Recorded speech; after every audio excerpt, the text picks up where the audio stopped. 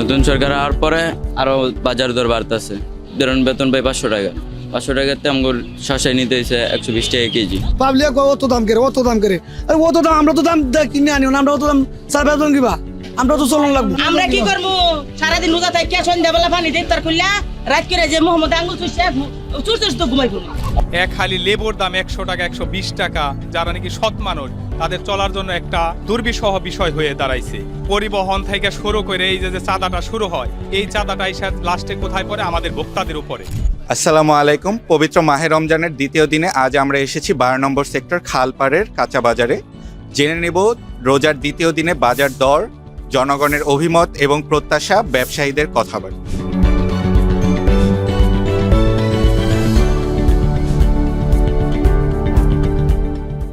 রমজানের প্রথম দিনে বাজার দরটি কেমন মনে হচ্ছে? রমজানের প্রথম দিনে বাজার দরটা একটু বেশি, আগের দিনে অনেকটাই কম ছিল। আমার মনে হয় অন্তত 20% কম ছিল।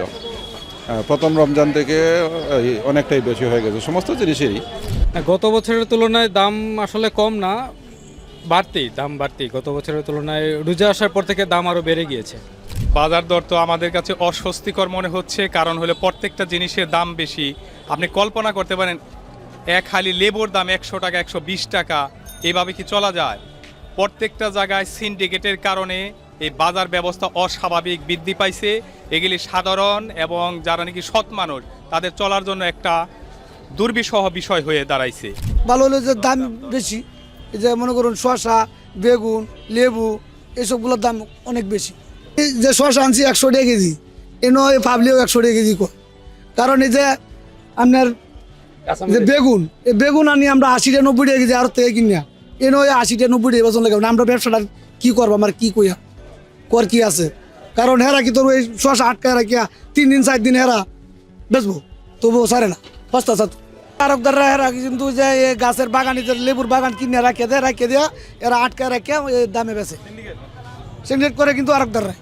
কারণ আমরা তো মনে করুন এই 50টা লেবু আনি, এই 10 টাকা পিস লেবু কিনে আনি, মানে 10 টাকা পিস কিনে আনি 10 টাকা পিস বেতন লাগে, সর্বোচ্চ 12 টাকা বেতন যায় একটা লেবু। তো 12 টাকাও বেতন যায় না, বা লাস্টে আপনার এই কুঁড়ো হয়ে জায়গা বাদে এই সাইডে দিই, যা কম দামে সাইডে দিই।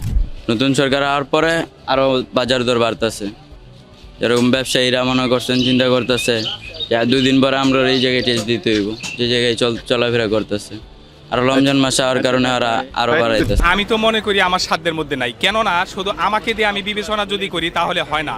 এখানে আমাদের দেশে উচ্চবিত্ত যারা ক্রয় ক্ষমতা আছে এই পার্সেন্টেজ লোকগুলি খুবই কম, নিম্ন মধ্যবিত্ত এবং দরিদ্র শ্রেণীর লোকগুলি বেশি। আমরা যদি 18 কোটি লোক হই, তার মধ্যে দেখা গেছে 16 কোটি এর মধ্যে পড়ে যায়। তাইলে ওই 2 কোটি লোক যদি ভালো থাকে, আমি একে ভালো বলতে পারি না। এই 16 কোটি লোক যখন ভালো থাকবে তখন আমি বলতে পারি যে ভালো।